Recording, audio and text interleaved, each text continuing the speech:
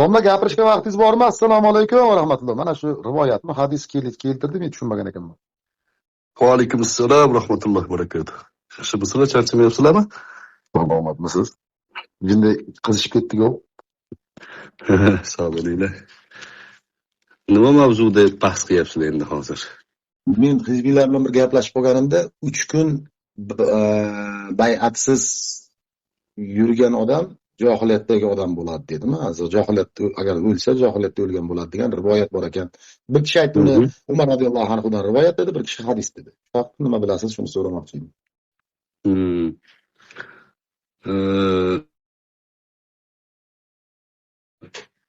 Buni endi o'zini hozirgi kunda xalifa o'rnatishimiz kerak. Mana shu hadis deb hujjat keltirayotgan bo'lsa, bu unaqa hujjat bo'lmaydi. Payg'ambar alayhissalomdan kelgan bu sahih Muslimda rivoyat. Mata wa laysa fi unuqihi bay'atun mata maytatan jahiliyya deganlar. Kim o'lsa, zimmasida bay'at bo'lmasa, johiliyat o'limini topibdi deganlar. Endi bu hadisda 3 kun degan jumla yo'q. Ba'zi o'rinlarda kelgan endi 3 kunlik haqidagi asarlar kelgan, lekin 3 kundan ham anaqa kelyapti bunisi. Arabiy sahih Muslimdagi hadis. Ya'ni o'lsa, bo'ynida bay'at bo'lmasa, johiliyat o'limini topibdi deb. Bu hadisni sharhida Imom Navoiy aytganlarki, paytida xalifaga bay'at qilmasdan alohida jamoat bo'lib olib yurganlarga tegishli bu. Xalifa bor, bay'at qilish kerak. Bay'at qilmasa nima bo'ladi? Sistema ichida jinoyatchilar paydo bo'ladi. Yangi fikr, yangi toifa, o'shani oldini olish uchun bu siyosiy ma'noda jiddiy tavsiya bo'ladi. Endi bu ham ba'zi uzrlarga ko'ra, ijtihodlarga ko'ra har xil bo'lishi mumkin. Sahobalarning tarixidan ko'rishimiz mumkin. Hazrati Ali radhiyallohu anhu xalifa etib tayinlanganlar Madinada. Aytganlarki, men xalifa bo'lmayman deganlar boshida. Yo, siz bo'lishingiz kerak deb Hazrat Usmon radhiyallohu anhu ni shahid qilishganda, unday bo'lsa deganlar, birorta musulmon bay'at qilishdan men xalifa bo'lmayman deganlar. Hamma menga bay'at qilish kerak. Keyin unga qarab qabul qilaman. Madinada hamma bay'at qilgan. Hamma bay'at qilgan-u, keyin bay'at qilib bo'lgandan keyin ba'zi takliflarni o'rtaga qo'yishgan. Oysha onamiz, Zubayr ibn Avvom, Talha ibn Ubaydulloh kabi sahobalar Alidan talab qilishgan. Hazrat Usmonning qotillarini jazosini ber endi deb. Hazrat Ali aytganlarki, hozir hamma bay'at qilgani-yu hali. Hali oldinda Basra turibdi, hali oldinda Makka turibdi, hali oldinda Kufa turibdi, Shom turibdi. Ular ham bay'at qilish kerak. Masala shunga tepasiga ijtihodiy bo'lib ketgan, ba'zi sahobalar bay'at qilmagan. Ba'zi sahobalardan deganda Hazrat Muaviya radhiyallohu anhu va u kishini atroflarida bo'lgan sahobalar. Amr ibn Os qilgan. Nimaga? Va ular bilan birga jang qilayotgan minglab odamlar bor edi. Ular ham Hazrat Aliga bay'at qilishmagan. Nimaga? Ijtihodiy masalada. Ijtihodlariga ko'ra xalifami? Xalifa bo'lgandan keyin qonunni ijro qilish kerak. Agar qonunni ijro qila olmasa, zotan xalifa emas u. Xalifa bo'lishi uchun bizga qotillardan qasos berish kerak.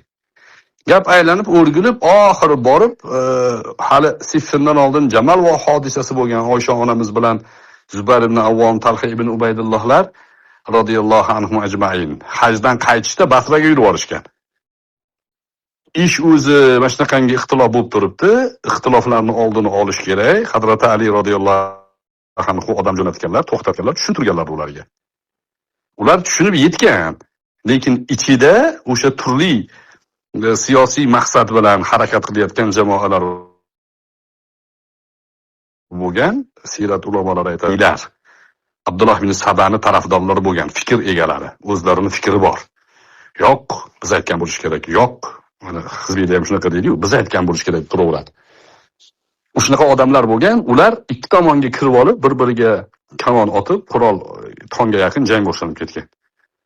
Zubayr ibn Avvom orqadan kelib pichoqlangan, Talha ibn Ubaydulloh qatl qilingan, Oysha onamizga hujum qilishgan. Muhammad ibn Abi Bakr kelib qutqarib olgan zo'rg'a. Hazrat Ali radhiyallohu anhu Oysha onamizga endi siyosatga aralashmang deb uyga olib borib, chiroyli ikrom bilan, hurmat bilan o'tkazganlar. Keyin Shomga yurganlar. Ana endi Shomdagi hodisani hamma biladi. Siffin hodisasi. Asarlarda kelgan 70 mingta odam o'lgan, 70 mingta, 8 kun bo'lgan jang. Bular qarshi taraflarni Hazrat Ali aytadilarki, sizlardan o'lganlar ham jannatda, bizdan o'lganlar ham jannatda. Men bilan masalani o'zimiz qiyomatda kelishib olamiz deganlar. Ulardan o'lganlardan qatil xun olamizmi? Yo'q deganlar. Har kim o'zini o'ligini o'zi ko'msin deganlar. Va hukm voqeasi yuzaga chiqqan. Tahkim. Hizb Tahrir birodarlarimizni aksariyati shar'iy bilimlardan uzoq bo'lganligi uchun hissiyot bilan zo'r gap bo'lyapti mana deb ergashib ketib qolgan. Mana shu tarixni yaxshi o'qisa, ko'zlari ochiladi. Har bir Allohning kalimasini oliy qilaman degan da'vo to'g'ri bo'lavermaydi. Da'vo to'g'ri bo'ladi, maqsad to'g'ri bo'lavermaydi. Hazrati Aliga qarshi shior ko'targan jamoa, Havorij jamoalari Qur'onni dalil qilishib, Allohning kalimasini oliy qilamiz degan da'voni qilishgan. Masalan, Abdurrahmon ibn Muljam bilan gaplashib ko'rsangiz, tarix kitoblarida o'qisangiz gaplashganday bo'lasiz. Abdurrahmon ibn Muljam men borib Alini o'ldiraman deganda she'riga aytgan. Endi mayli, yomon ko'ramiz ularni, lekin Alini o'ldirishga qo'lim bormayapti degan yondagisi. Nimaga desa, endi u yoshligidan musulmon bo'lgan, payg'ambarimizni jonda katta bo'ldi. Rasululloh jannat bashoratini berganlar. Deganda qo'rqyapsanmi degan. Dunyoni xohlayapsanmi degan. Abdurrahmon ibn Muljamning gapini qarang. Ha? Sen oxiratni o'ylamayapsanmi degan. Meni oldimda ikkita yo'l degan. Agar Alini degan o'ldira olasam degan. Bitta yaxshilik bir tog'utdan ummatni qutqaraman degan. Hizbiylarning da'vosi, salafiylarning da'vosi bir xil. Agar o'ldira olmasam degan, dunyodan oxirat afzal degan. Lekin jaholat insonni shunaqangi to'pga kirgizib qo'yadi.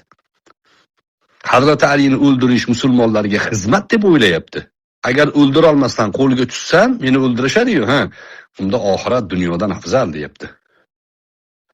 Wal akhiratu khayrun minal ula deyapti. Taqvodor ko'rinyapti odamlarning ko'ziga, lekin tanlagan yo'li noto'g'ri.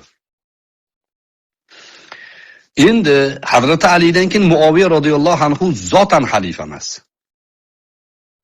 Undan keyin to bugungacha bo'lgan barcha rahbarlar nomi xalifa deb nomlansa ham xalifa emas. Birortasi xalifa emas. Hammasini ijtimoiy mavzuda imperator, podshoh, amir deyiladi, sulton deyiladi. Hammasi bila istisno.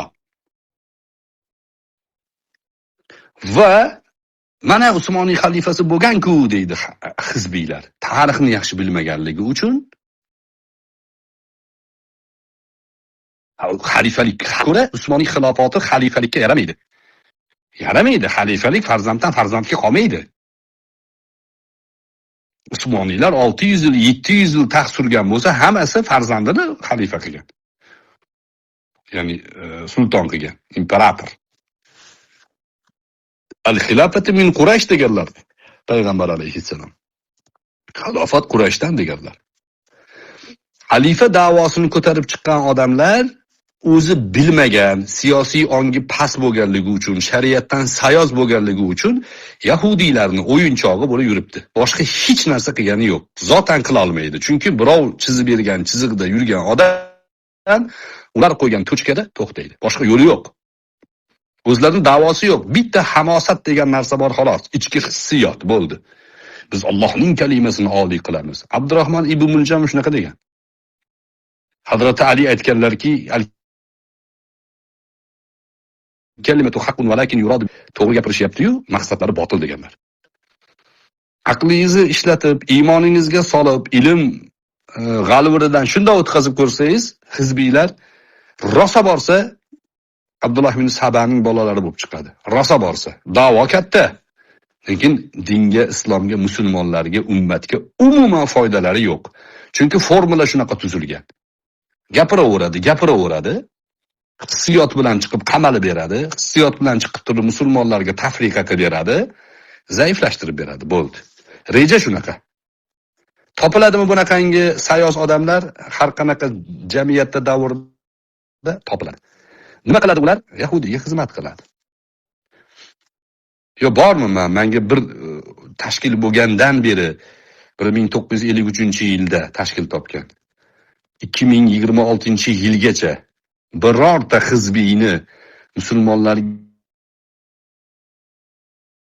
qilgan xizmatini ko'rsatinglar. Bir dona bo'lsa ham ko'rsatinglar.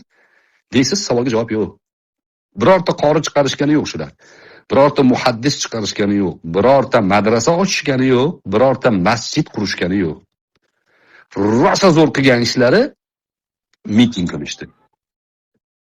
qilishdi, bayroq ko'tarishdi, bo'ldi. Va o'sha miting bayroq tuzoq edi. Qaysi jamiyatda, qaysi musulmon, kim shunaqangi Abror aka, bo'lmasa shu yerda savol kelib qoladi-da. Hech narsa ish qilmagan bo'lsa, nimaga qamadi? Nimaga? Davlat nimaga qamayapti? Hech narsa ish qilmayotgan ekan, nimaga qamayapti? Men davlat nomidan gapirmayapman, shariat nomidan gapiryapman. Davlatni yonini olib gapiryapsiz-ku. Qani davlat qidirdi, unaqa qidirdi deyapsiz. Nima hech narsa qilmagan bo'lsa, nimaga qamadi davlat? Qani davlat qani hozir shu yerda davlat haqida gapirgan. Men Hazrat Ali haqida gapirdim. Hazrat Ali ularni o'ldirdilar. Nimaga o'ldirdilar? Ya hizbiylar haqida gapiryapsiz-ku, o'shani aytmayman. Hizbiylarni boshqa qilmagan bo'lsa, 53-yildan beri hech narsa ish qilmagan bo'lsa, nimaga qamab kelyapti? Yana qaytib aytayapman. Davlat nomidan gapiryapsiz-u deb tuhmat qilyapsiz va shu tushuncha bilan ketyapsizlar sizlar. Men davlat nomidan emas, shariatni tili bilan gapiryapman. Shariatni nuqtai nazaridan musulmonlar xizmat qilyotdi. Shayx Muhammad Sodiq Muhammad Yusuf rahimahulloh 20 ta rejani oldiga qo'yib, qadam-ba-qadam, sekin asta amalga oshiryotdi. Bitta hizbiylar chiqdi-da, Karimov Yahudiyni bolasi, haromi. Prokurorlar, sanlar jahannamda yonasanlar qilib propagandani boshlab olishdi. Noto'g'ri gapirdimi shu yerda? To'g'ri gapirdi. Amallar ya diniy idorani ham to'g'ri gapirganmidi shu yerda? Al-kalimatu haqqun valakin yurad biha batil dedim yuqorida. Kalima to'g'ri bo'lishi mumkin, lekin botil maqsad qilinyapti dedim. Mana tushunmasligini musibati shundanda. Yuqorida misol keltiryapman. Aynan nima qildi Abdurahmon ibn Muljam Alini o'ldirgan bo'lsa, oxirat yaxshi-ku dunyodan, to'g'ri aytayapti-ku deyapsiz. Mana shu kasal sizlarda xavfli kasal. Tavba qilsangiz foydangizga. Bo'lmasa o'shalar bilan millatirlasiz. Shu ketishingizda. Maqsadim sizni ilzom qilib nimadir qilish emas. Mavzuni tushunmaysizlar, saviyanglar yetmaydi. O'shaning uchun Yahudiyni qo'lida qo'g'irchoqsizlar. Musulmonga foydanglar yo'q sizlar mana shu g'oya bilan. Shuni isbotini keltiryapman. Va siz qaysi g'oya bilan foyda bor? Abror aka, qaysi g'oya bilan foyda bor? Yana boshqa g'oya bormi? Qanaqa g'oya bor yana? Ahli sunnahning g'oyasidan boshqa foyda yo'q. Ahli sunnahning g'oyasi bor. Ahli sunnahning g'oyasi. G'oya u. Allohning hukmini oliy qilish g'oyasi bor-a? Qanaqa g'oya u? Ahli sunnada aytayotganingiz qani? Ilmga asoslangan g'oya. San'atga asoslangan g'oya. O'shanda xalifa davlatni boshqarishi bormi? O'sha g'oyada xalifa qiyomatga yaqin ala minhajin nubuva keladi. O'sha g'oya bor. Lekin yig'ilib olib, bir jamoat tuzib, xalifa o'rnatamiz, kelinglar deb o'zlaridan ummatni ichida ummatni g'amini yeyotgan jamoa shakllantirib olib, shunaqa ko'rsatib, unaqa harakat qilish yo'q shariatda. Illo u ahli bid'atlar shu buni yahudiylar qo'llab-quvvatlaydi. Islom dushmanlari ularga qurol beradi kerak bo'lsa. Ottirdi-yu musulmonlarni qanchasini. Yana xalifa o'zi adarganlar o'zi yahudiylar edi. Yahudiylar qarshi turibdi. Yahudiylar nimani ag'dardi? islom tuzumiga qarshi edi. Nimani ag'dardi yahudiylar? Xalifani ag'dardi. Kim xalifa? Hozir ham aytyapti, biz xalifalik tuzishga yo'l qo'ymaymiz deb erta chiqib Netanyahu ham boshqasi ham hammasi ochiq oydin gapiryapti-yu. Kim? Amerikadan Kim turib xalifa edi? gapiryapti даже. Biz Kim Amerikada xalifa edi? islomiy shariat boshqaruv Kim? bo'lishini oldini Kim? olish uchun edi. Kim xalifa edi? Abdulhamid xalifa edi. O'shani aytyapsizmi? Usmoniylarda xalifa yo'q deb o'shani aytyapman. Xalifa emas u. Kim aytdi sizga xalifa deb? Shar'iy nuqtai nazardan xalifa emas. Nima? O'sha bayatni bolasidan bolasiga o'tgani xalifa emas deyapsiz, to'g'rimi? Yo'q, payg'ambarimiz hadislari bor. 30 yildan keyin xalifalik bo'lmaydi deganlar. Roshid xalifalik deganlar-ku, to'g'rimi? So'ngra podshohlik, amirlik shunaqa bo'ladi deganlar. Xalifa yo'q. Keyin u ala minhajin nubuva eng oxirida keladi. U Imom Mahdi u. Hadisga qarshi ketyapsizlar sizlar. Netanyahuning gapiga tupurib qo'ygan joyim bor meni. Xalifa bo'lmaydi demaganlar, Molik podshohlikka o'tib ketadi, o'sha o'g'ildan o'g'ilga qolish, nasldan naslga qolishga o'tib ketadi deganlar. U yerda xalifa bo'lmaydi, bunaqa so'z yo'q u. Xalifa bo'ladi degan narsa. Lekin Allohning bu degani Allohning hukmi bilan boshqarmaydi degani emas. Hammasi Allohning hukmi bilan boshqarib keladi. Hozir ham Allohning hukmi bilan boshqaryapti bizni musulmonlar. Qaysi prezidentmi? Men prezident haqida, davlat haqida siyosiy masala haqida gapiryapman. Hali xilofat, shariat haqida gaplashyapti. Xalifa davlat boshlig'imi? Xalifa musulmonlarning imomi. Qanaqa davlat? Davlat emasmi u? Musulmonlarning imomi xalifa davlatni boshqarmaydimi? Boshqaradi. U payg'ambar alayhissalom hadislariga ko'ra 30 yil bo'ladi. Keyin oxirida qiyomatga yaqin nabaviy minhoj asosida xilofat qaytadi. Shu orada siz hozir chiqarib olib endi xalifani o'rnatishimiz kerak desiz, hadisga qarshi ketayotgan bo'lasiz. Rasululloh bo'lmaydi deganlar. Rasululloh sallallohu alayhi vasallam bo'lmaydi deganlar. Sizlar chiqib olib, "Yo biz qilamiz, Rasululloh siz adashdingiz" deyotgan bo'lasizlar.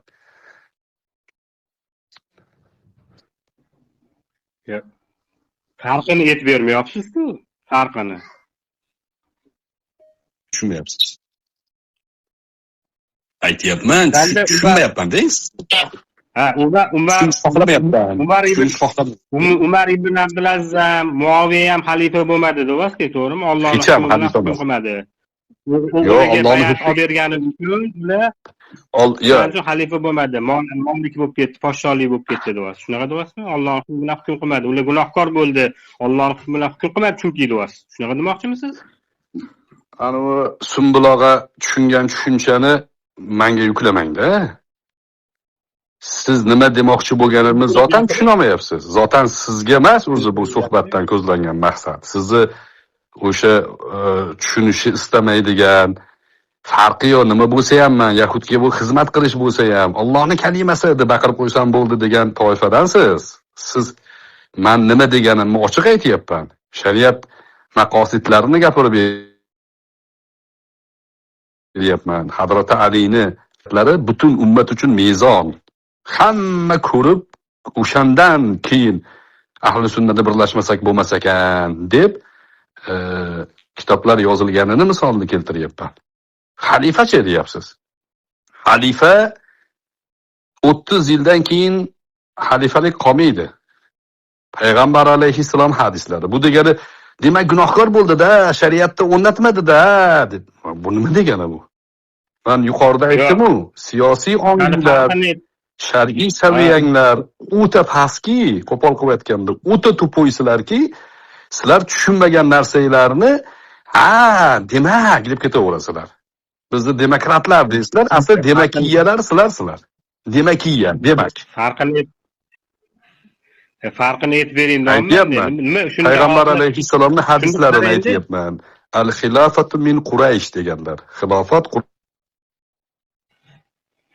Qurayshdan bo'ladi. Mendan keyin bo'ladi deganlar. Ana shunga ko'ra Muaviya radhiyallohu anhudan podshohlik boshlangan va podshohlar ichida eng adolatligi Muaviya radhiyallohu anhu deymiz biz. Ahli sunna. Shialar uni kofir deydi. Havorishlar kofir deydi. Mu'tazilalar u Umaviylarning boshlang'ichi bo'lganligi uchun uni la'natlaydi. Hizbiylar sahoba ham emas deydi ba'zilari. Nimaga? Xilofat emas ularga o'shaning uchun. Xilofat qilish kerak edi deb turib olishadi. Aylantirib xilofat. Yo'q, unaqa bo'lmaydi. Ilmiy asos bo'lish kerak. Muaviya radhiyallohu anhu o'g'liga Yazidga topshirgan. Shu bilan ketgan silsila saltanat bo'lib Abbosiylar bularni yiqitdi. Lekin shuni yaxshi bilingki, ilmiy gap bu. Endi agar foydalansangiz tekinga, foydalanmasangiz qolganlarga. Islom barcha ilmiy manbalari Umaviylar davrida yozildi. Uni keyin tasjil bo'lib davomi Abbosiylar davrida yozildi. Umaviylarning xatolari bor edi, kamchiliklari bor edi, yutuqlari bor edi. Futuhotlarda Umaviylar hatto O'rta Osiyoni, mana bizni musulmon bo'lishimizdagi xizmat mana shu Umaviylarning xizmati. Abdulmalik ibn Marvonning xizmati. Hajjojni hamma zolim deydi. Hajjojning yoniga zolim sifatini qo'shib gapirishadi. Lekin Hajjojning tashabbusi bilan biz musulmon bo'lganmiz. Meni bilishimcha Hajjoj shundan savob oladi. Zolimlikka javob beradi-da hamma. Lekin kofir emasmi u? Abror aka kofir emasmi u? Boya anu Abbos shunaqa deyapti. Yo'q, kofir emas. Abbos adashibdi agar kofir degan bo'lsa. Hajjoj ham kofir emas. Mu'tazilalarni kofir dindan chiqqan deyapti-yu. Mu'tazila nima aloqasi bor? Hajjoj Mu'tazila deb o'ylayapsizmi siz?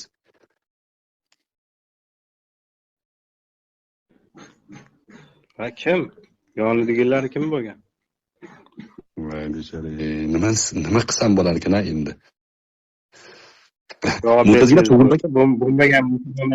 tug'ilmagan Hajjoj paytida. Mu'tazilalarni hidi ham bo'lmagan. Mu'tazila qachon paydo bo'lgan? Abbosiylar davrida. Harun ar-Rashid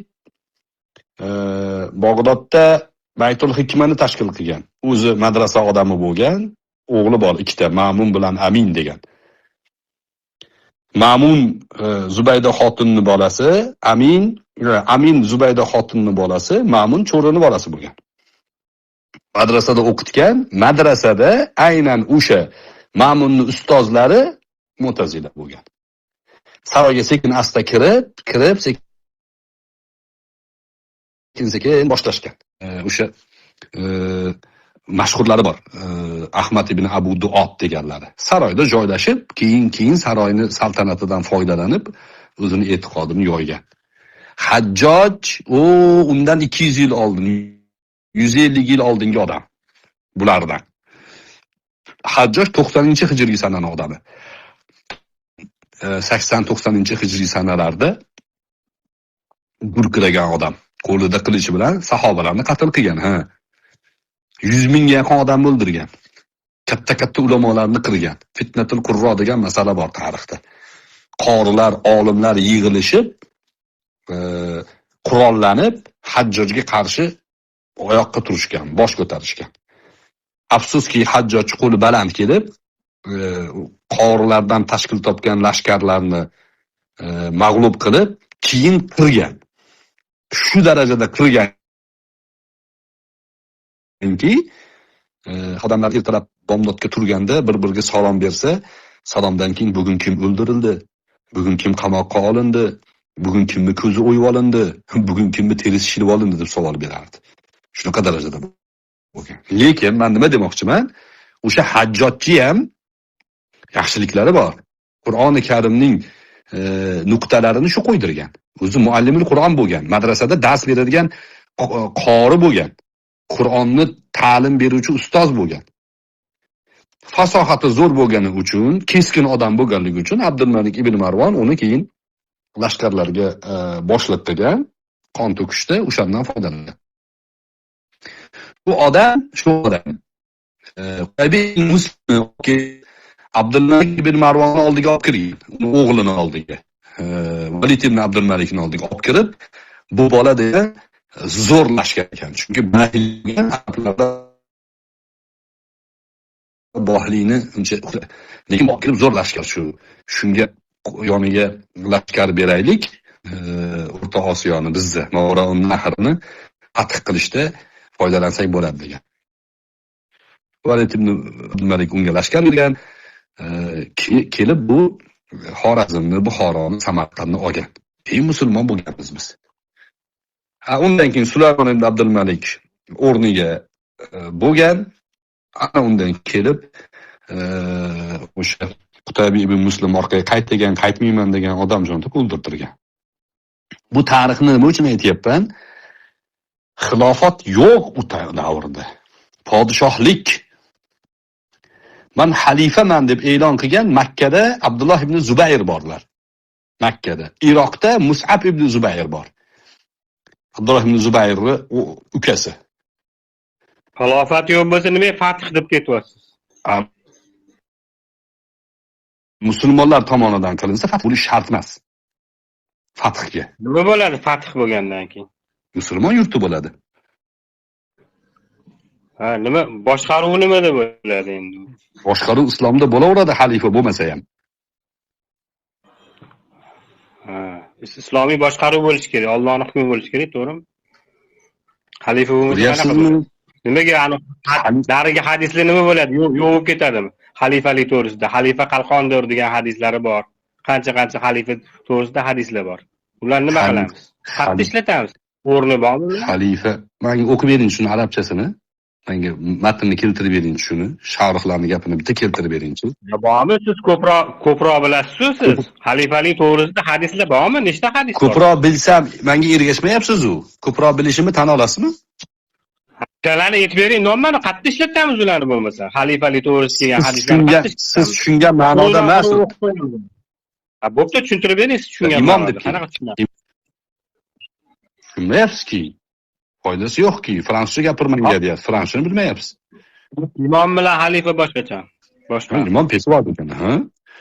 Xalifa lug'atida sizlar hizbiylar boshiga ko'tarib har narsaga xalifani tiqishtirayotgan ma'no u payg'ambar alayhissalatu vassalom 30 yildan keyin tugaydi degan xalifa u. Nima qilsa ham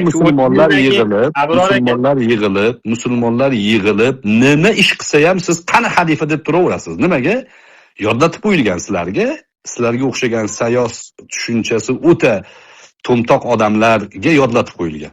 Hech qachon musulmonlarni barakotini, musulmonlarning xizmatini tan olmaslik uchun shu lug'at yodlatib qo'yilgan sizlarga. Nima bo'lsa ham qani xalifa deb turaveradigan to'tiqish paydo. Men tushunmoqchiman-da, Abror aka, o'sha hadisga 30 yildan keyin nima deyaptilar bu yerda? Hadisda qarang, 30 yildan keyin harom bo'ladi deyaptilarmi? Kim xalifa qilsa gunohkor bo'ladi deyaptilarmi? Nima deyaptilar bu gap bilan?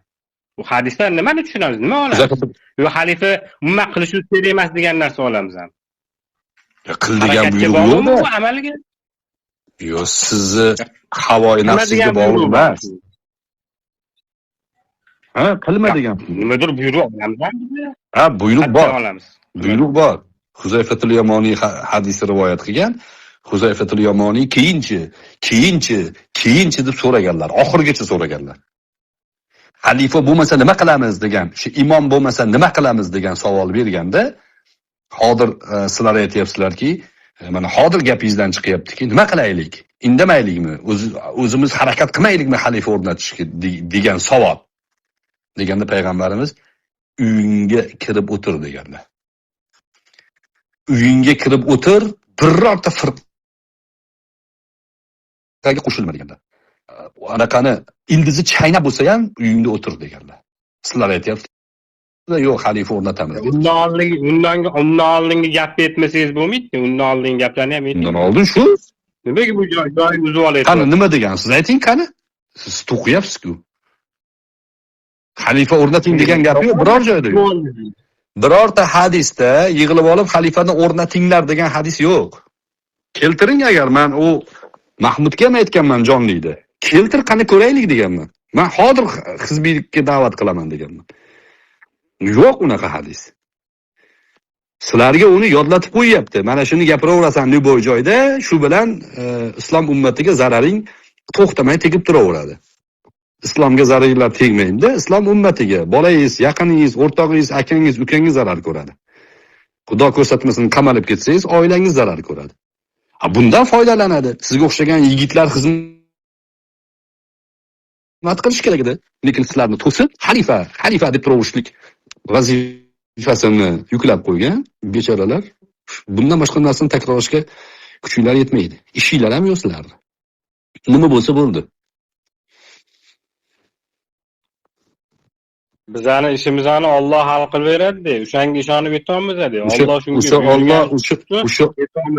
o'sha Alloh siz hozir atiulloh va atiur rasul degan. O'sha Alloh bizni ishimizni Alloh hal qiladi-da deb islom ummati aytmagan gapni gapirib olishlikka ruxsat emas bu gap. Alloh va rasuliga itoat qilishlikni, agar aqli yetmasa ulul amrga itoat qilishlikni, agar aqli yetmasa fasalu ahla zikri in kuntum la ta'lamun, bilmasa ahli zikrdan so'rashlikni o'sha Alloh buyurgan. Kallasiga kelgan nima gap bo'lsa gapirib halofat, xalifa deb turaverishlikni buyurmagan Alloh taolo. Payg'ambarimiz buyurmaganlar xalifani o'rnatinglar deb. Rahbar bo'lmasa, imom bo'lmasa, peshvo bo'lmasa nima qilaylik? Jamoat bo'lsa nima qilaylik? Huzayfatul Yamoniyni ochiq savoli shu. Nima qilaylik deganda payg'ambar alayhissalom i'tazil al-firaqa kullaha deganlar. Firqalarni hammasidan ajrab chiq deganlar. Qo'shilma birortasiga ham. Uyingni lozim tut deganlar. Ildizni chaynab bo'lsa ham uyingni lozim tut deganlar. Payg'ambar alayhissalom shu hadislarini Rasululloh emas, men aytyapman desam hozir misol uchun Rasulullohni aytganlarini olib tashab shu jumlani Abu Ibrohim uyingizni lozim tuting, birorta firqaga qo'shilmang, ildiz chaynab bo'lsa ham uyingizda o'tiring desam, siz o'tiraveramizmi jim deyapsiz. Ma'no o'laroq Rasulullohga qarshi ketyapsiz. Lekin aqlingiz yetmayapti. Kimga bo'lmasa da'vatlarga o'tdi. Jamoat bo'lmasa da'vatlarga o'tdi. Jamoat bo'lmasa da'vatlarga, jamoat bor o'tiribdi-yu. Qani jamoat?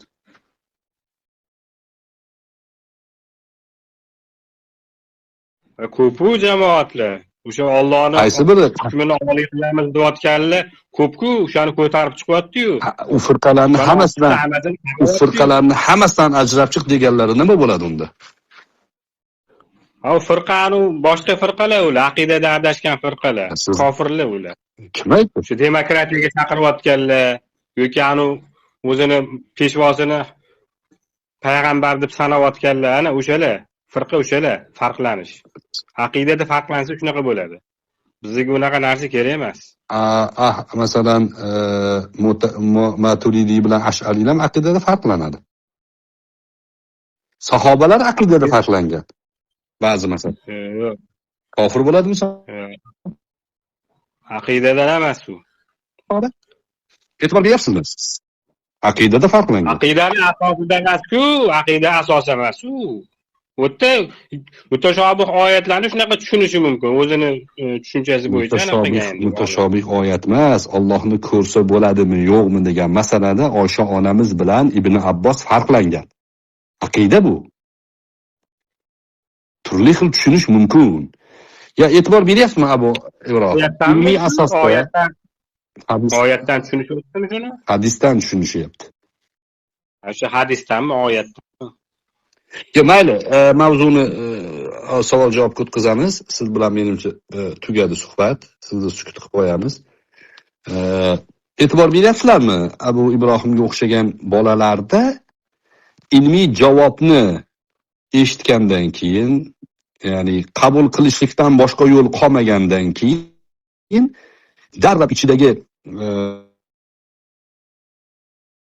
g'urur, ichidagi o'ziga sakrashni, boshqa mantiqni qidirishlikni harakatga tushib qoladi.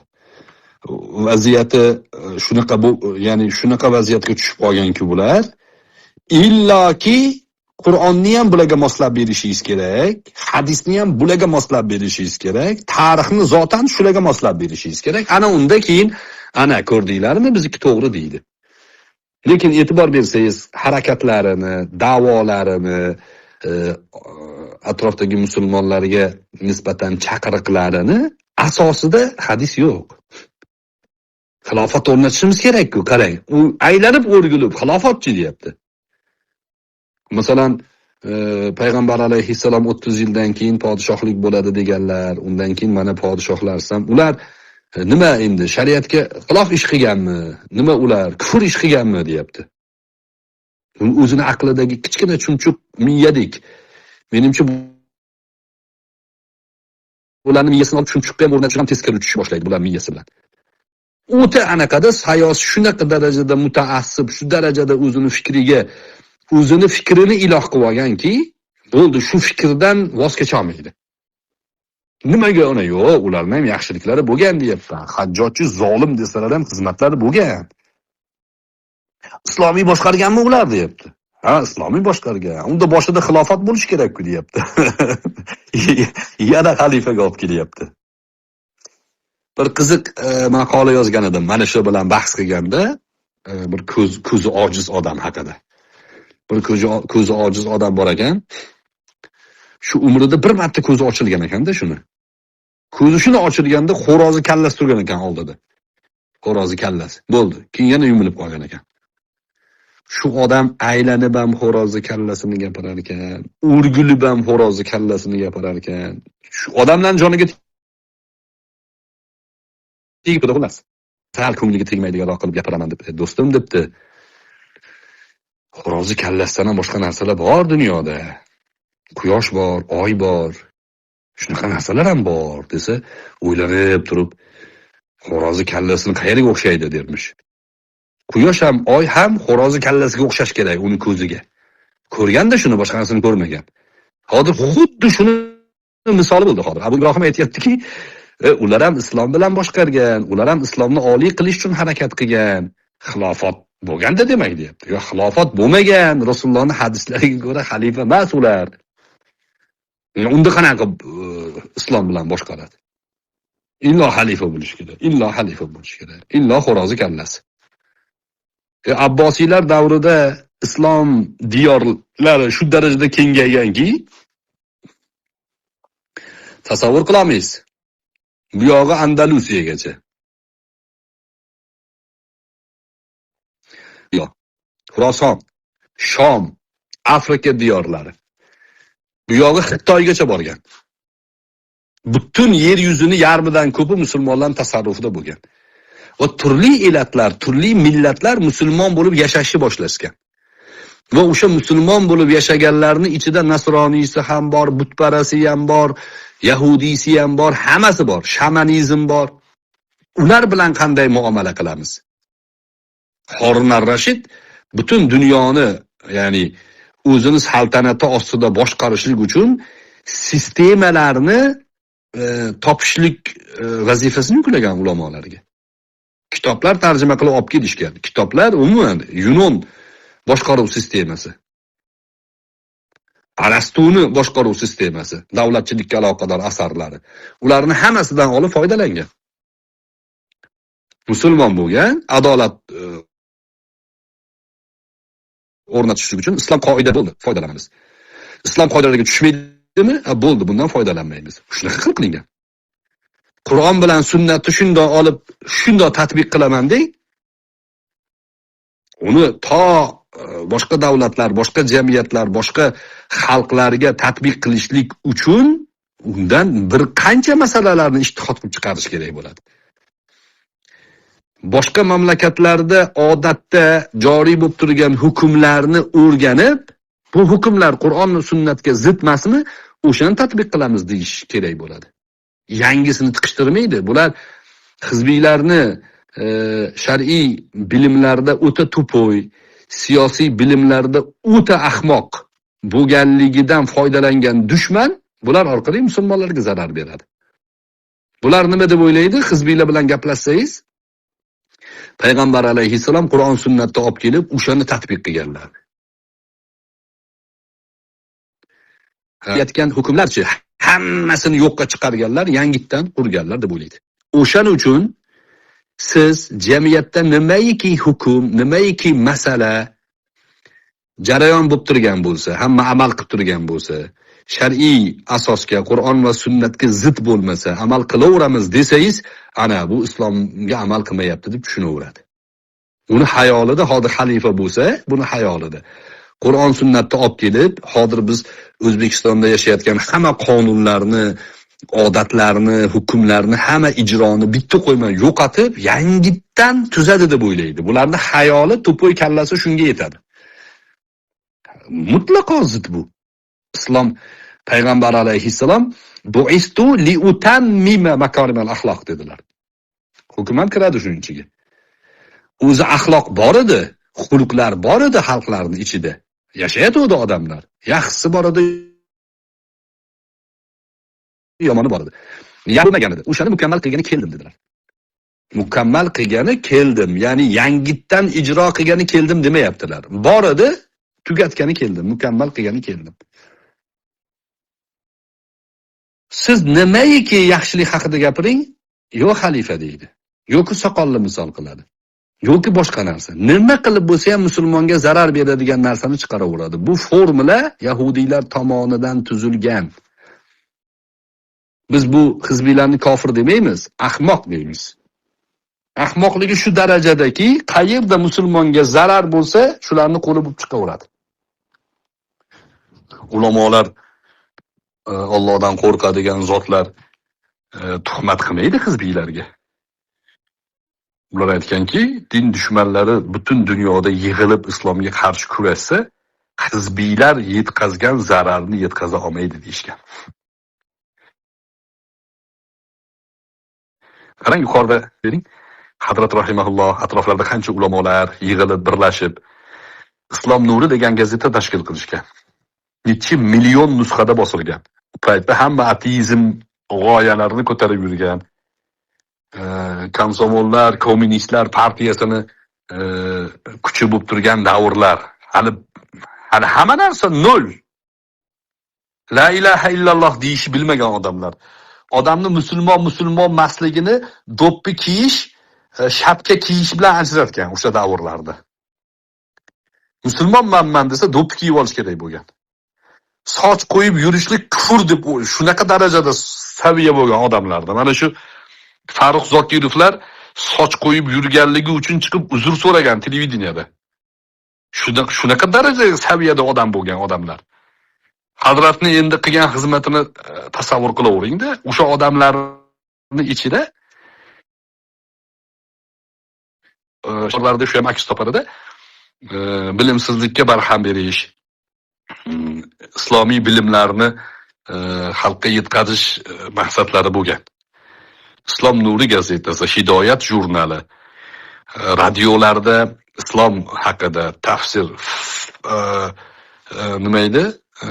Bir gazeta bor edi, mashhur gazeta, SSR bo'yicha chop qilinadigan. O'shanda Qur'on tafsirlari yozishni boshlangan. Tafsirni ham o'zlari yozsalar bo'lardi. Alovuddin Mansurga iltimos qilganlar, siz yozing deganlar. Alovuddin Mansur Alloh rahmat qilsin, u kishi boshlagan o'sha Qur'on ma'nolarini tarjimasini. Hazratning orzulari bor edi. Buxoriy avlodlari degan mahatda shunaqa kurs tashkil qilish rejalari bo'lgan. O'sha kursdan ko'zlagan maqsad Imom Buxoriyning sahih to'plamlarini yodlaydi talabalar. Unga tegib hamma sharhni o'qib chiqadi. Natijada 10 yilda muhaddislar paydo bo'ladi bizdan. Imom Maturidiy avlodlari, Imom Maturidiyning tavhid asarini yodlaydi. unga tegishli bo'lgan sharhlarni o'qiydi. Aqida ulamolari paydo bo'ladi. Imom Marg'inoniy avlodlari degan kurs bo'ladi. U kursni bir 10 yil o'qiydi. Hidoyani yod oladi, yod. Hidoyaga aloqador 20 ta 30 ta sharhni o'qib chiqadi. Faqihlar paydo bo'ladi. Yangi masalalarni ular yechadi. Ko'ryapsizmi boshlangan qadamlarni? O'sha qadamlardan yarim yorti nasibador bo'lib qolgan o'sha Hazratning shogirdlari shular. Masalan, oltin silsilani tarjima qilib hozir xalqqa topshirdi. Kim islom ummatiga foyda qilyapti? Shu davrlarda kim chiqib dushmanga o'ynab berdi? Mana shu ahmoqlar, shu to'poylar, uni tushunmasligini qarang, hozir gaplashib o'tganimizda. Gapirganim yo'q. Tarixdan islomning ulamolari, liderlar, xalifalar, Hazrat Alining hodisalarini gapirsam, davlat tarafini olyapsiz, deyapti. Forma, ya'ni programmalashtirib qo'yilgan to'poylar bo'ladi. X avlod deydi bularni. Programmalashtirilgan, manqurtlashtirilgan bolalar. Haliga tuzoqqa tushirilgan bechoralar, behudalar. Umuman islom ummatiga foydasi yo'q, shu zarar berib tursa bo'ldi. Davlat haqida gapirmadim-ku, desak aylantiryapti gap. Davlat tarafini olyapsiz-ku, deyapti. Demak, bu boradida mana Abror bilan gaplashuvdim, davlat tarafini oldi. Shu bilan aks sado beradi o'zini jamoasida. Ana Abror davlat tarafini oladi. Ana Abror davlat odami. Vaholanki Abror davlat haqida umuman gapirmadi. Suhbatda eshitgan odamlar ko'rib turibdi.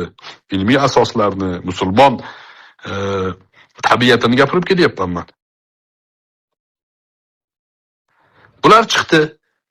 Oldin salafiylar kirib keldida, Alloh qayerda deyishni boshlashdi.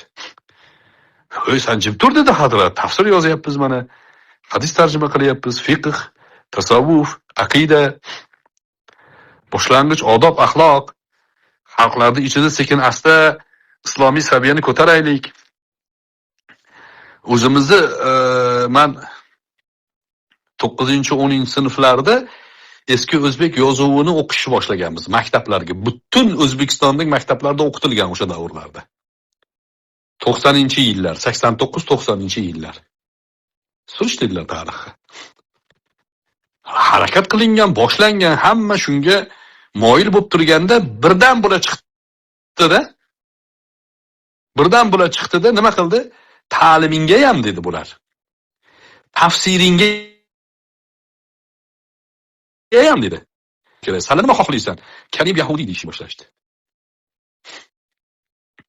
Hoy do'stlar, payg'ambar alayhissalotu vassalom Madina Munawvarada Ka'b ibn Ashrafni ham ta'bir joiz bo'lsa sizlab gapirganlar. Munofiq edi. Payg'ambar alayhissalotu vassalomga nisbatan hajviy she'rlar yozib yuradigan odam edi. Iflos jirkanch odam edi. Yahudi edi. Shu odamni o'zini qavmini ichida rahbar bo'lganligi uchun hurmatini joyiga qo'yganlar.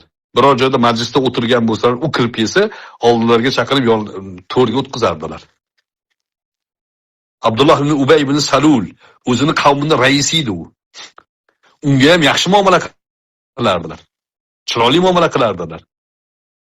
Bular islomning axloqiga to'g'ri kelmaydigan, payg'ambar alayhissalomning sunnatiga to'g'ri kelmaydigan ish bilan rahbari Karim SSR odami bo'lgan.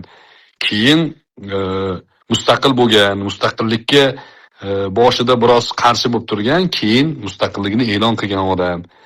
Undan keyin islom musulmonlarga va'dalar bergan, Hazrat rahimahullohning taklifi bilan bir qancha narsalarga qo'l qo'ygan. Sekin asta harakat qilib kelayotgan odamni sen yahudiysan deyishni boshlashdi. Tabii bu provokatsiya bu. Provokatsiyaning oqibatida nima bo'ldi? Ursa qator ketdi hamma. Zararini totmagan odam qolmadi musulmonlarning ichida. Hizbiylarga biz aloqamiz yo'q. Salafiylarga aloqamiz yo'q. Qora ro'yxatga tushdik. Kim yomon ko'rsa ustidan yozib beraverdi, qora ro'yxatga tushib qolaverdi. Nimaga? O'zlaringdan o'tdi dedi. Aqidasida shu gap bormidi? Shuni muolajasi bormidi? Bor edi. Islom aqidasida o'sha xuruj qilishlik noto'g'riligi,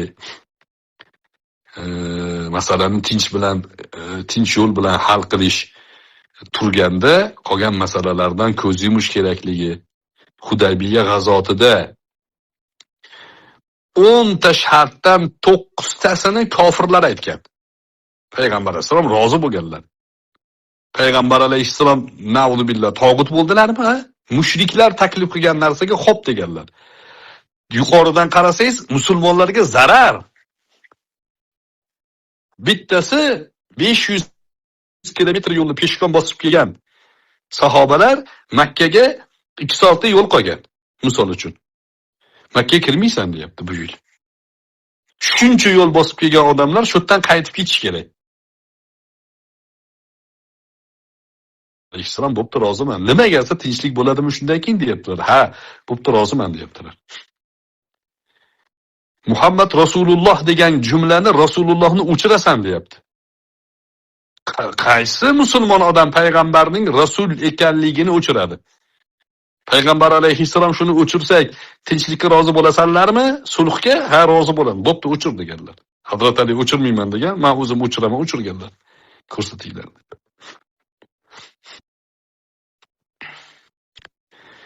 Sizlardan kimdir musulmon bo'lib, bizga qochib kelsa qaytib beramiz deganlar. E'tibor beryapsizmi? Qaytib berasanlar degan.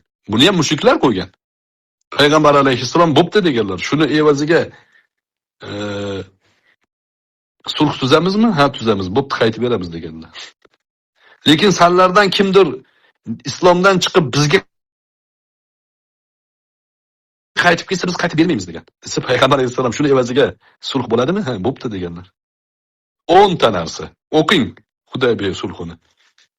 9 tasi mushriklarning foydasiga. Hozirgi mana shu Abu Ibrohim, Abu Saloh, Sodiq Samarqandiy hammasini yig'ib keling shu 9 tani Rasulullohning hodisalarisiz. Mana shu shartlarga ko'ra jamiyat biz bilan sulh tuzmoqchi, sulhga rozi bo'lamiz desak, sizni kofir deydi bular. Nimaga sen bu 9 ta narsada ularga sen evaz beryapsan deydi. Tinchlik evaziga beryapmiz. Yo'q, kofir bo'lasan, tog'ut bo'lasan deydi. Buni Rasululloh aytganlar desangiz, ha, anaqa deydi. Chaynaladi keyin.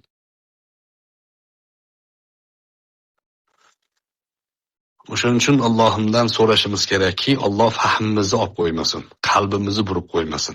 Yomon narsa bu. O'ta yomon narsa. Payg'ambar alayhissalomni ko'pmi?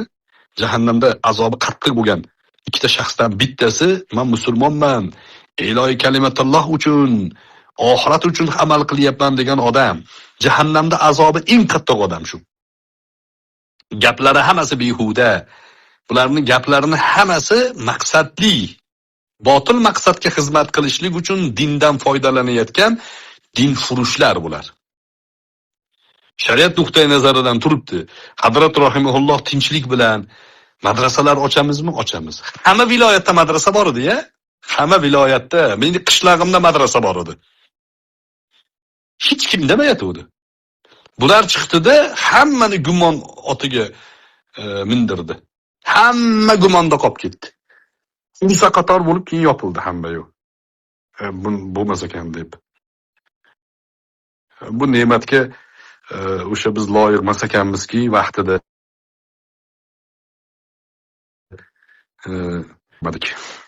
lekin bu dars do'stlar.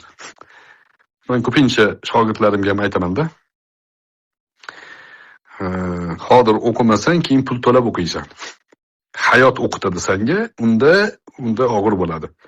Hozir o'qigin, hozir kallangni ishlatgin. Ergashma mana bu behudalarga. Oqibati yo'q odamlar bular.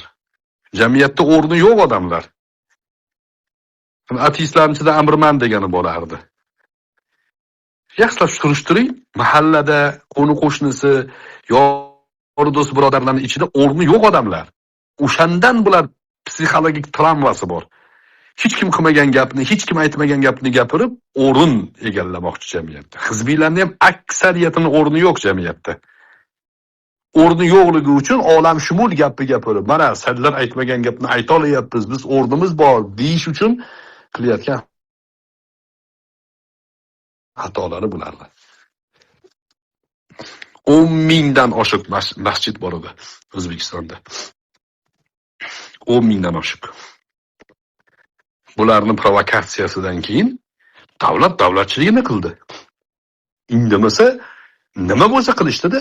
Bir kunda 3 mingta qamalgan hizbiylardan, 3 mingta. Bularning strategiyasini aytganman sizlarga. Iordaniyadan kelib 3 mingta qamaldi desa, alhamdulillah degan. Yana ham ko'proq qamash kerak degan. Qamalishimiz kerak. Nimaga? O'zbekistonda diniy bag'rikenglik yo'q degan gap chiqish kerak. Biz miting qilamiz, sizlar bemalol qamalavringlar. Miting qilamiz, bosim o'tkazamiz, keyin hizbiylarni dunyo taniydi. Xilofat o'rnatishimizga bitta qadam. Qadamingga sallardi. Xotinlarni olib chiqinglar degan. Erkaklar qamalib ketdi, 3 mingta qamaldi. Bir kunda endi plagon jo'natgan Iordaniyadan. Ularni qamab qo'ysa-chi, qamamaydi, xotinlarni qamamaydi degan. Xotinlarni olib chiqishgan, ularni ham qamavardi. Miting qilishdan, bunaqangi sarkashlik qilish, xuruj qilishdan umuman maqsadi bularniki siyosiy. O'zbekistonni diniy bag'ri kenglikda ya'ni orqa o'rinda reytingi past qilib ko'rsatish, siyosiy bosim orqali O'zbekistonga ba'zi bir siyosiy maqsadlarni amalga oshirish. Ko'zlagan maqsad shu bo'lgan. Diniy erkinlik. Majbur bo'lgan O'zbekiston o'sha davrlarda diniy erkinlikka yo'l ochishlikka, ta'limga yo'l ochishlikka sionistlar kirib kelishni boshlagan. Sionist deyishimni. Missionerlar. 2008-yilgacha missionerlar bosgan. O'sha davrlarda qaynoq mahallalarda, o chekka-chekka qishloqlarda velosiped tekinga berib, nasroniyga kirgizgan odamlarni. Mahallada to'polonlar bo'lgan, o arosat degan kino bekorga ishlanmagan.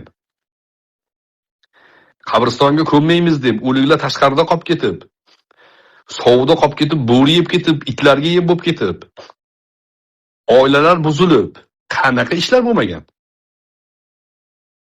Bir mahallada nasroniy ko'payib ketib, musulmonlar qarshi chiqsa, bor ko'chib ketlaring, uyini sotib olamiz deyishgan.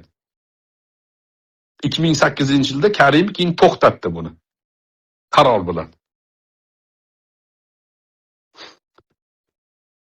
Siyosiy ongi ham past bo'lganligi uchun musulmonga nima foyda, nima zarar? Farqiga bormaganligi uchun faqat zarar keltiradi. Xudaybiya yana bitta misol bizni hozirgi tutib yurgan yo'limizga. Endi biz hozir mushrik davlat bilan oldi bu yerda qilmayapmizki. Davlat rahbarlarini tilini topsangiz, yaxshi muomala qilsangiz, ularni bir dona qarori butun xalqqa foydasi tegadi-ya. Fuzayl ibn Iyoz aytadilar. Agar bir dona duoyim ijobat, shunaqa xabarim bo'lsa, rahbari duo qilaman degan. Chunki uni bir dona yaxshiligi butun xalqqa foydasi tegadi degan. Qisqaroq shu tajassum, tana'um ketdi-ku, tadabbur deb nom qo'yib olib. Tadabbur bu yerda qo'l ko'tarib munofiqlik qilishingizni umuman foydasi yo'q. Biz erkaklar bilan gaplashishga o'rganib qolganmiz. Sizni ham boshida erkak deb o'yladik, unaqa erkak emas ekansiz. Endi musulmon ekaningiz ham shubha ostida. Musulmon ekaningiz ham shubha ostida. Chunki bashara yo'q, nasab yo'q. Nasabingiz ham shubha ostida bizni nazdimizda. Endi xafa bo'lmaysiz, biz erkaklar yuzma-yuz gaplashamiz bu odam bilan. Nasabimiz tayin, kimligimiz ma'lum. Sizga o'xshagan berkinib olgan, yuziga parda tortib olgan, jinsi, nasabi noma'lum, millati noma'lum odamlardan din olmaymiz biz. O'shaning uchun o'zingizni anavi tanajjus guruhingizda bemalol tajassumlik qilib yashayveringlar o'sha yerda. Qo'linglardan hech narsa kelmaydi.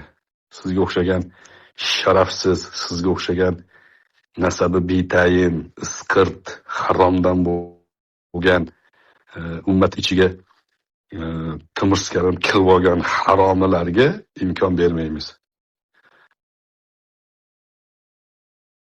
Bizni ma'zur ko'rasiz endi. Shuncha gapga men so'rab olamanman desangiz, keling yuzingizni oching. Sizga bemalol vaqt beramiz. Yuzingizni ochasiz, nomingizni kimligini aytasiz, telefon nomeringizni, qayerda yashayotganingizni aytasiz. Xohlasangiz oldingizga odam jo'natamiz. Iya? Ko'taramada? Qochib chiqib ketdi. Xo'p, kimda nima savol bor do'stlar? Shu voqea, shu mavzuga aloqador.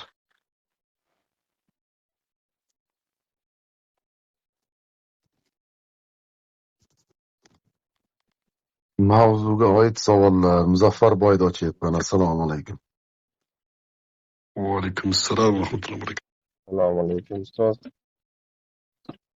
Mubashshir Ahmad domlani haqlarida ma'lumot bo'lsa, har xiladagi ko'zi ko'kargan videolar chiqarishyapti, rostmi bu? Shunaqa. Yo'q, yolg'on. Mubashshir Ahmad domlani oilalari bilan har doim aloqadaman. Ana doim bitta gruppada biz gaplashib turamiz. Hech qanaqa unaqa urdi-surdi, ko'kardi degan gap yo'q. Eski o'sha sahr kasalliklari bor edi o'zi. Sahrlari juda yuqori edi o'zi. Bu yoqda yurgan paytida ham. O'sha biroz bezovtaligi bor, lekin unaqa qiyinchilik, ya'ni endi qamoni osonchilik demaydi-yu, lekin unaqa ijtimoiy tarmoqda propaganda qilayotgan darajada emas vaziyat. Umid qilib turibmiz, tez kunlarda chiqib qolish xush xabarlari ham bor. Nasib chiqib qoladilar, xudo xolasa. Duo qilib turamiz. Alloh taolo oson qilsin. Ijtimoiy tarmoqlarda Mubashshir domlaga muxolif bo'lganlar ham foydalanadi. Nimaga? Siyosiy maqsadlari bor. Nimaga ijtimoiy tarmoqda yozmayapsiz deydi. Ijtimoiy tarmoqda yozsa foyda tegadimi? Unga kim qaror beradi? Bu o'sha maqsadlari siyosiy ekanligini belgisi shu. Faqat ijtimoiy tarmoqda yozish kerak, ijtimoiy tarmoqda hal qilish kerak. O'zi qiziq bo'lib qoldi. Ijtimoiy tarmoqda bo'lyapti anaqa ham. Razvodlar ham. Bittasi chiqdi, "Abror, oldinga boraman, hal qilaman hamma narsani" deyatdi. Kel bu yoqqa desam, "Abror, sen bilan ijtimoiy tarmoqda jang qilaman" deb qo'yadi. Astagfirulloh va atbiqilay. Ijtimoiy tarmoqda jihad qiladi, otib tashlaydi, ta qilib. Ijtimoiy tarmoqda so'yib tashlaydi. Tadabbur yana keldi. Ijtimoiy tarmoqda yuzini bekitib olgan Abdulloh ibn Sabani yetimchalari shular. Abdulloh ibn Sabani yetimchalari. Mubashshir domlaga Alloh taolo najot bersin. Inshaalloh tez kunlarda shu xabarlarni ham eshitib qolamiz. Amin. Domla savol bor edi. Boyagi masalada mavzudan oid desa boshqa savol beryapsizlarda.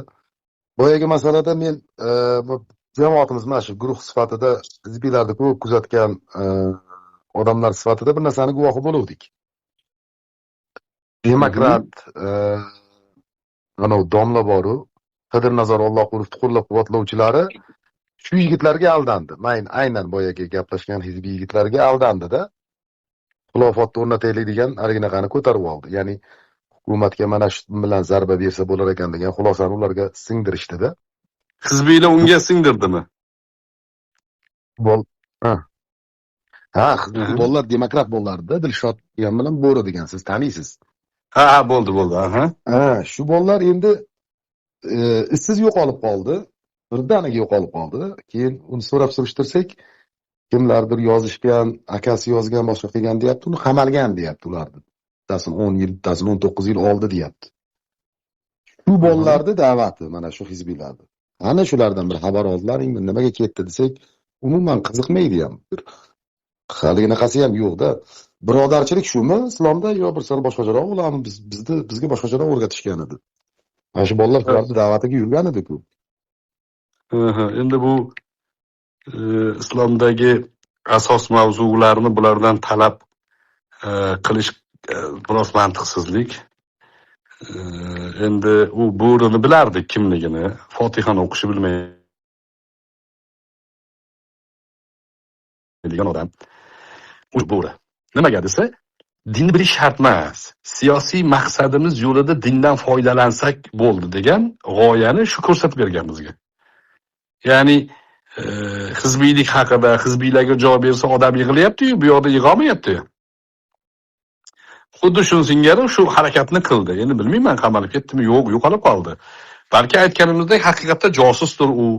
O'sha guruhni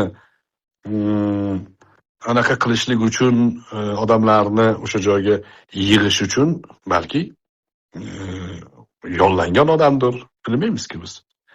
Ijtimoiy tarmoqda taniganlar bor edi-da, shu muxolifligi bor edi hukumatga. O'sha ateysam shariatingga ham deb tupurdim degan odamlar edi ular. Birdan bu yoqqa o'tib olishligi vazifadan ham bo'lishi mumkin-da, muxolif bo'lib ko'rinib yuraveradi. Masalan, hozir Asliddin Kamolli juda katta ehtimol bilan shaxsiy manfaati uchun shu ishlarni qilib yuribdi hozir. Men bilishimcha quloq u odamlar. Yaqinda bittasi chiqib gapirdi uni, oldin ham shu bir qancha masalan Turkiston yoshlari degan guruhga a'zo bo'lib, o'shani tarqatib yuborgan ekan.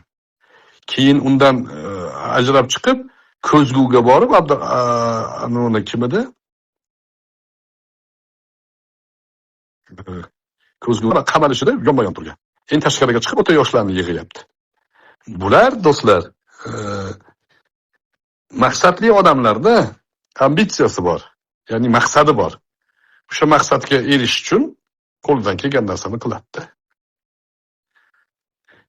O'shaning uchun u hizbiylardan qani birodarchilik deya olmaymiz-da.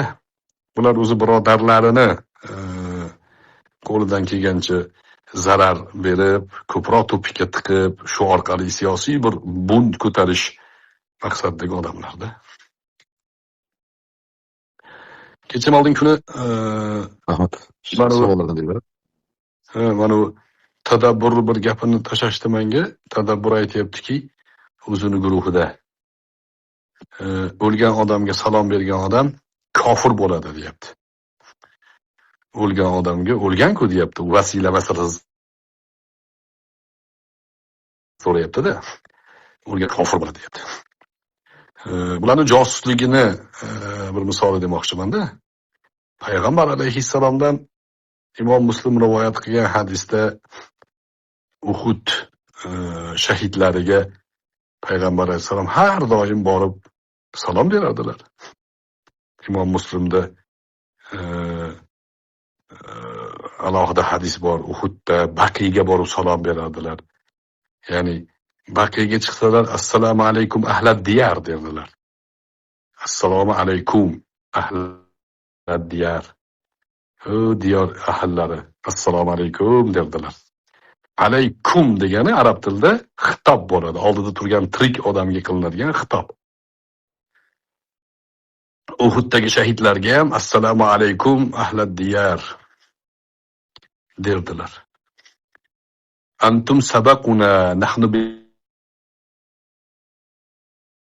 athar dedilar. Men keldinglar, biz izinglardan kelyapmiz. Inna inshaallohu bikum lahiqun derdilar. Inshaalloh biz ham sizlarga tez kunda qo'shilamiz derdilar. Hadislar, sahih hadislarni shunda ustidan chizib mushrik bo'ladi deyapti. Salom bersa. Har namozimizda salom beramiz payg'ambar alayhissalomga. At-tahiyatu lillahi was-salawatu wat-tayyibat. Assalomu alayka ayyuhan nabiy va rahmatullohi va barakatuh. Assalomu alayka deymiz. Bittasi aytayapti ana Bahrom. Assalomu alayhi degani ham bor rivoyatlarning ichida deydi. Kerak bo'lsa hadisni ham qidirib topadi bular. Assalomu alayhi degan rivoyatni Abdulloh ibn Mas'uddan qilingan rivoyat Buxoriyda keladi. Payg'ambar alayhissalom tirikliklarida assalomu alayhi deymiz o'tganlardan keyin degan rivoyatni Buxoriy keltirgan. Buxoriyni asari ilmiy asar. Nima sababdan keltirgan? Zaifligiga ishora qilib keltirgan. Sanadi yo'q deb keltirgan uni. Lekin mana Buxoriyda kelyapti-ku deb ular foydalanaveradi. Tadabbur borligi uchun bir tadabburi butun harakatlari, josuslik harakatlarini oyoq osti qilib tashlaganimizni isbotiga bir gapirib maza qilay dedimda. Musulmonlar san'at orqali mavjud shaxsiyatlarga ishonib dinimizni o'shandan olamiz. Shu qoidani esdan chiqarmanglar. Bizning guruhlarda tadabbur, tajassum, tana'um, tafakkur, takallub bularni birortasiga maydon bermanglar. Damini olsin bular. Bularga ilmiy asosda bahsda yenisini Uchqo'rg'ondan ko'rsatib tashlaganmiz bularni. Dot, voydot deb tashlaganmiz. Qur'on o'qiyman deb ana bu tafakkur degani tillari ganjalak bo'lib qoldi. Qur'on o'qishni bilmaydi bular. O'shaning uchun yana qaytadan bularni tajriba maydoni qilish shart emas. O'tirsin mana shu yerda xor bo'lib, qo'lini ko'tarib, Allohning hukmidan boshqa hukm kufur, sablar kofir deb bizdan ruxsat kutib o'tiribdi. Qarang. Bizning hukmimizni kutib o'tiribdi. Bizdan hukm so'rayapti. Tadabbur kofir bo'lyapsan, qo'l ko'tarib turgan muddatincha. Astagfirullah. Xo'p, nima savol bor yana?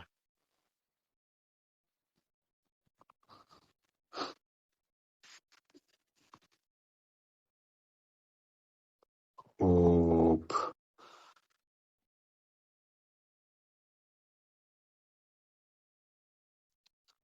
Savol mavzudan tashqari savol debdilar do'stlar. Mavzudan tashqari savolga anaqamiz yo'q. Vaqtimiz yo'q. Bunyodjon degan profilga ochaylikchi bir. Bunyodjon.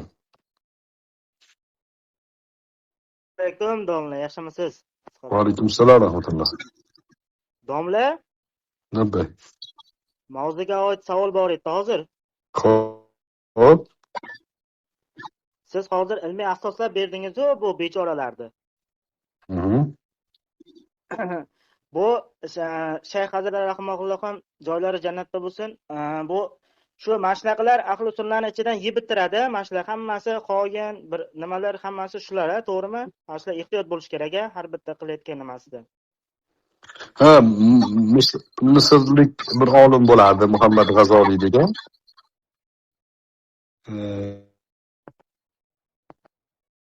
Mikrofoningizni o'zib bikib tursangiz, Muhammad G'azoliy degan mashhur alloma bo'lardi. Hazrat ustozlardan bo'ladi.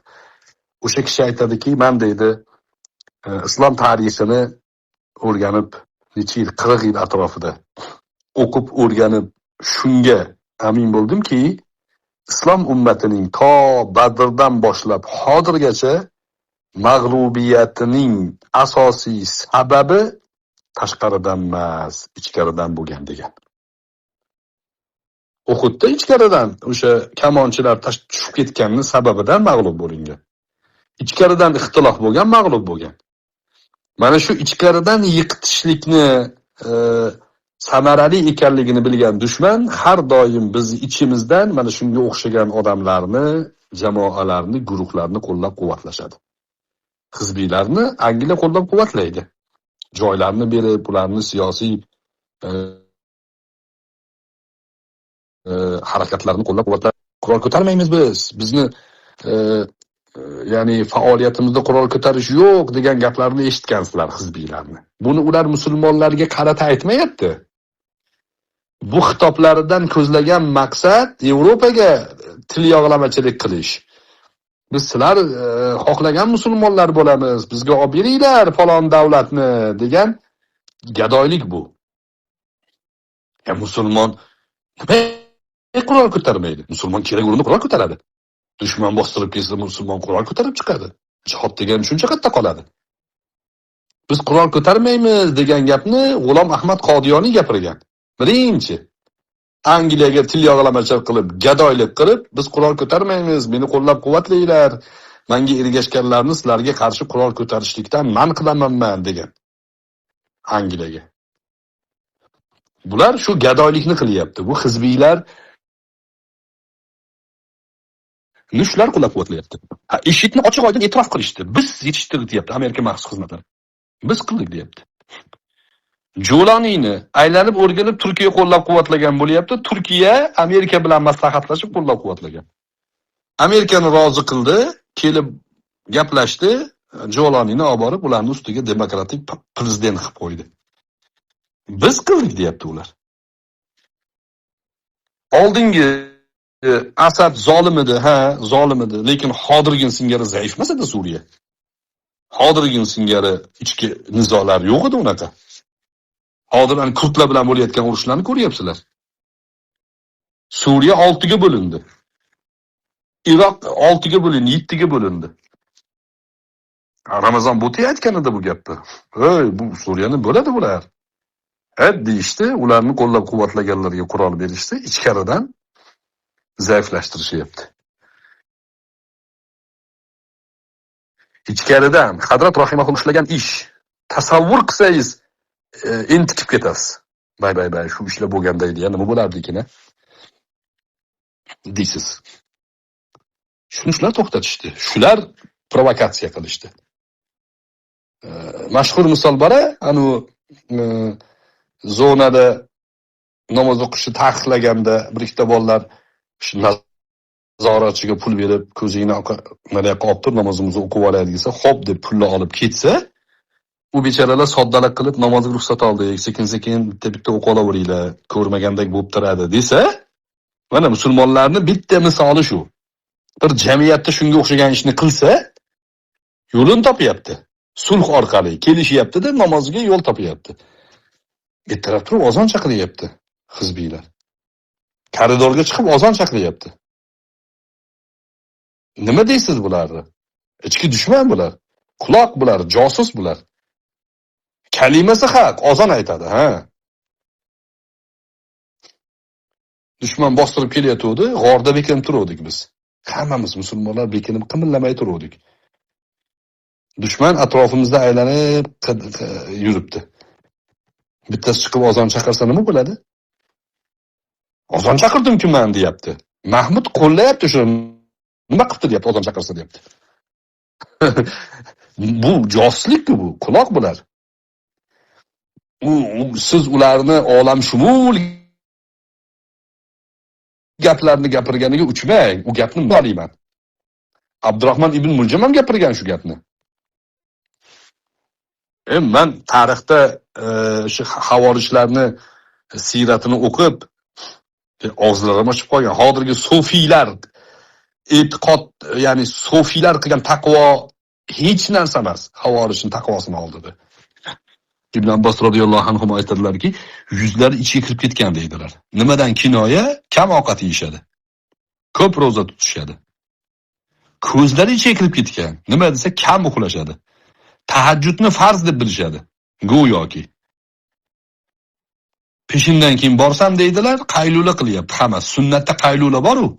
Peshindan hammasi qaylula qiladi. Kiyimlari g'ijim-pijim titilgan. Nimaga? Dunyoga uncha muhabbatlari yo'q, o'sha sababdan. Sajda qilaverish evaziga peshonalari, tizzalari bu tuyan tizzasiga o'xshab ketgan. Hazrat Aliga qarshi odamlarni to'plab juma kuni xutba qilgan bittasi. Xutbasini sizga o'qib bersam, hozir Nananan degan olim u xutbani o'qiy olmaydi. Bunga aldanamizmi biz?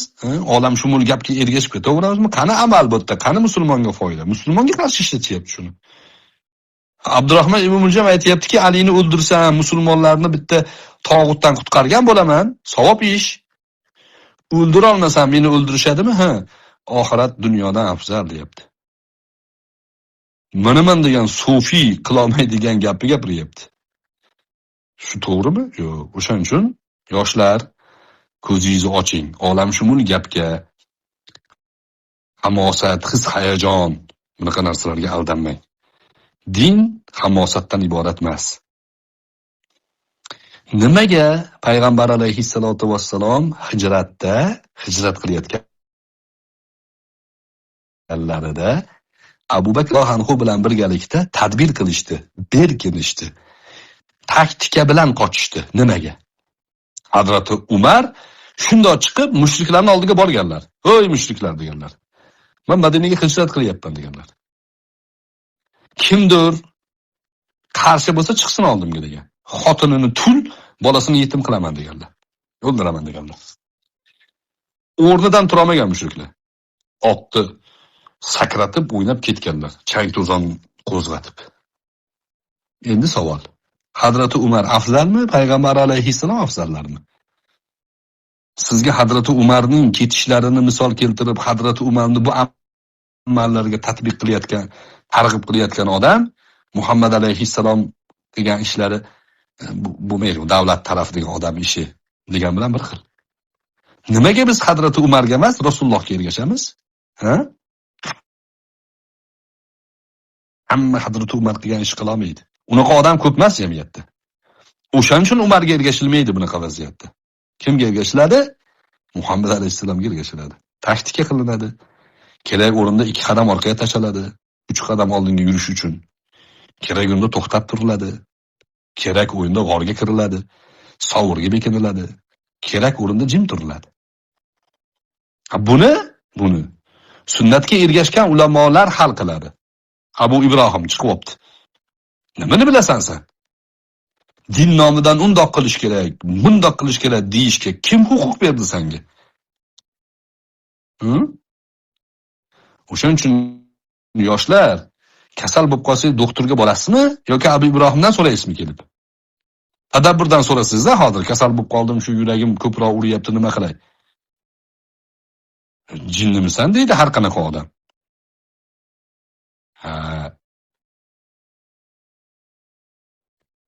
Dinda ham orqali o'rganiladi. Butun boshli hayotingizni qimorga tikmang. Ichkaridan yemirishadi, sizni aldashadi. Hissiyotga berilasiz, ergashib qolasiz. Nomi yo'q, kimligi yo'q, shaxsiyati ma'lum bo'lmagan odamlar dindan gapirsa, Qur'on gapiryapti-ku deb ergashgan ahmoq u, ahmoqning ahmog'i. Sahobalar davri tugadi do'stlar. Sahobalar davri unda ham Hazrati Usmongacha bo'lgan davrda so'ramasdan dindan gapirsa olinavergan. U odamlar ishonchli odamlar edi. Undan keyin dedi Hazrati Ibn Sirin aytdiki, Hazrati Usmonni qatl qilganlaridan keyin hadis aytsa, "Man haddasaka hada" deyish boshladik degan. "Man haddasaka hada." Buni senga kim aytib berdi? Bu hadisni kim senga aytib berdi? So'rashni boshladik. Agar ahli sunna bo'lsa, ya'ni sunnat ahli bo'lsa, oldik aytgan gapini. Bid'at ahli bo'lsa, olmadik. Sunnat ahli deb Hazrati Usmonning atrofida yig'ilganlarni aytdi. Bid'at ahli deb Hazrati Usmonga fitna qilganlarni aytdi. Ma'lum edi ular. Nommadon bor islom tarixida. Madinaga 700 ta kelgandi bular. Orqasida 7000 ta odami bor edi bularning. O'shalarning fitnasi bugungacha davom etib kelyapti. O'rganing sizlar, "Man haddasaka hada" deyishi o'rganing. Kim aytdi senga bu gapni? Men shunaqa tushundim. Tupurib qo'yganman sen tushunishingga. Sen kimsan din nomidan gapirasan? Deyishingiz kerak. Nimaga hadis kitoblariga qarasangiz, hamma hadis kitoblari haddasani deb boshlanadi. Man haddasaka hada kalimasiga javob bu. O'shanga haddasana deb boshlangan. Senga bu hadisni kim aytib berdi desa, bizga bu hadisni falonchi aytib berdi. Unga bu hadisni pistonchi aytib bergan. Unga bu hadisni falonchi aytib bergan. Unga falonchi aytib bergan. U sahobadan eshitgan, sahoba payg'ambarimizdan eshitgan ekan. Ana sizga oydin yo'l. Odamlarga bundoq qaraysiz, hammasi ma'lum odamlar. Birortasi tadabburga o'xshamaydi, birortasi tafakkurga o'xshamaydi. Birortasi Abu Ibrohim emas bularning ichidagi. Hammasi bor, ma'lum, kimligi, shaxsiyati aniq insonlar. Ana bulardan eshitgan din bo'ldi. Sunnat inkorchilari, men shu joyda bir taktikani aytib ketay sizlarga. Bu jamoaviy harakat do'stlar. Islomni yomonotlik qilish, islomni zaiflashtirish uchun jamoaviy harakat. Ana shu haddasana an fulan orqali biz islomimizda mustahkam turganimizni ko'rgan dushman haddasana an fulanni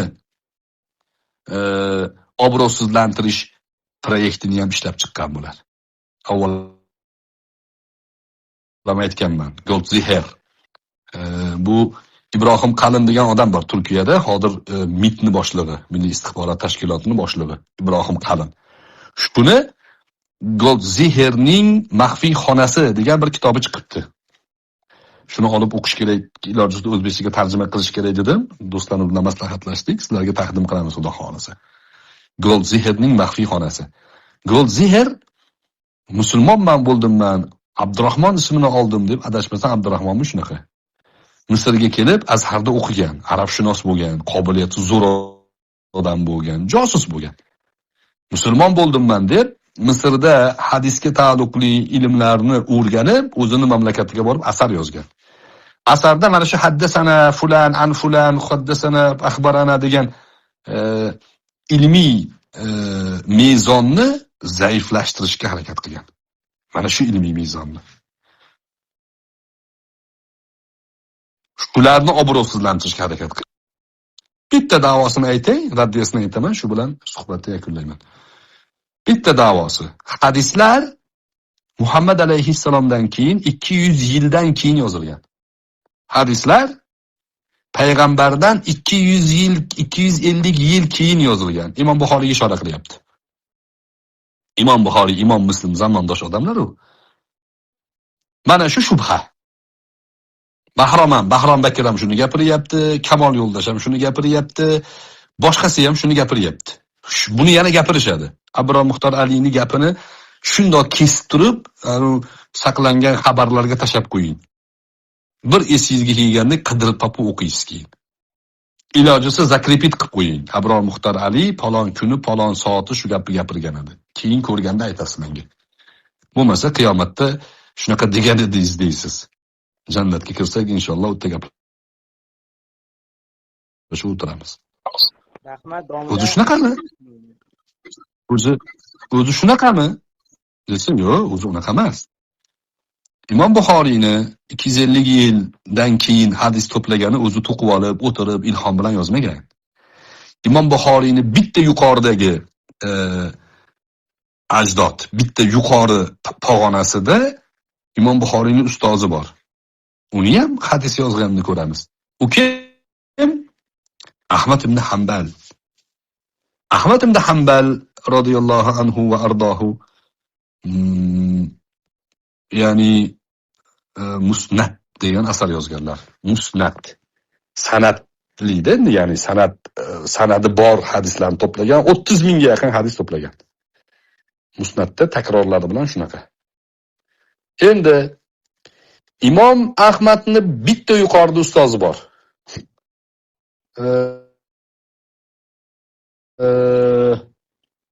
U Abdurrazzoq San'oniy. Uni musannafi bor.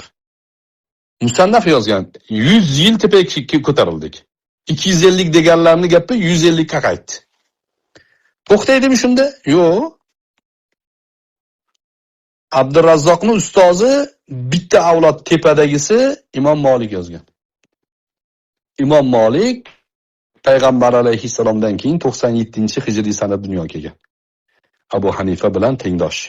17 yoshmi farqi bor o'ralarida. U kishining Muvatta degan asari bor, hozir qo'limizda bor. Muvatta. Bo'ldi, shu yerdan boshlandimi desa, yo'q, bu yerdan emas. Undan ham tepada bor. Imom Malikning ustozi bor, Zuhriy. Imom Zuhriy Madinada mashhur alloma bo'lgan, fuqaho sab'ani bittasi bo'lgan. Umar ibn Abdulaziz davlatga rahbar bo'lganda butun ularga, muvoliylarga xat yozib, payg'ambar alayhissalomga tegishli bo'lgan hadislarni to'planglar degan. Shu vazifani Madinaning voliysi Imom Zuhriyga buyurgan, siz to'plang degan. Imom Zuhriy hadis to'plagan. Imom Zuhriyning hadislari bor. To'plagan hadislari bor. Bo'ldimi? Shu yerdan boshlanganmi? Yo'q. Imom Zuhriyning ustozi bor. Sahobalar davri endi u.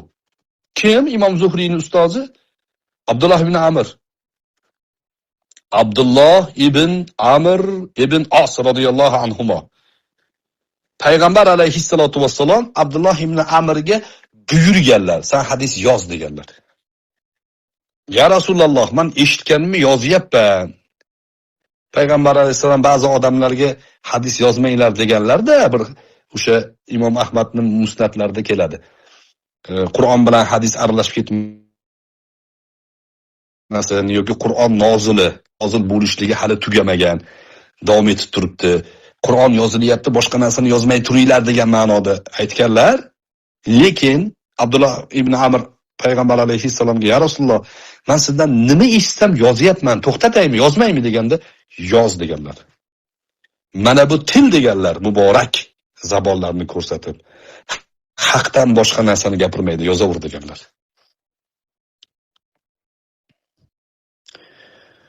Xo'p, u yozganlarini anaqa deyiladi. As-Suhufus Sodiqani deyiladi. Amr ibn As yozganlar. Sahoba. Xo'p, mashhur olim bor, turkiyalik olim, Azamiy degan olim bor. Turkiyalikmi bu kishi? Keyin Fuat Sezgin degan olim bor. Shularni tadqiqotlarida 50 ga yaqin sahobaning hadis ganligi isbotlangan. 50 ga yaqin sahoba. Sahobalar davrida 50 ga yaqin odam hadis yozgan. Tobiinlar davrida 280 ga yaqin odam hadis yozgan. Tabi'a tobiinlar davrida 700 ga yaqin odam hadis yozgan. Ana undan keyin 1000 dan oshiq hadis yozgan ulamolar paydo bo'lgan. Shuncha narsani inkor qilib, biz aytayotgan haddasana fulan degan silsilani obro'sizlantirish uchun Goldziher va uning ya'ni yetimchalari, Bahromga o'xshaganlari hadislar 202 yil yozilgan deyapti. Tabiiy qarshisida turgan jamoat uni o'rganadigan saviyada emas. Tayyor tashalgan yemni laqitib yutib yuraveradi. Undan foydalanib o'zini keyin propagandasini amalga oshiradi. Tadabbur, tafakkur nomini qo'yib olganlar ana shu silsilani obro'lantirish uchun vazifa olgan josuslar. Shundan ehtiyot bo'lamiz. Buguncha suhbatimizni shu joyda yakunlaymiz. Inshaalloh bir mavzuni qisqaroq bo'lsa ifoda qildim deb o'ylayman. Alloh taolo haqdan ayirmasin, haqqa ergashishligimizga o'zi tavfiq bersin. Botinni tushunib, undan saqlanishimizga ham o'zi tavfiq bersin. Barchalarga tashakkur. Qiyomatda ham jannatda ham hammamizni diydorlashtirsin. Assalomu alaykum va rahmatullohi va barakatuh.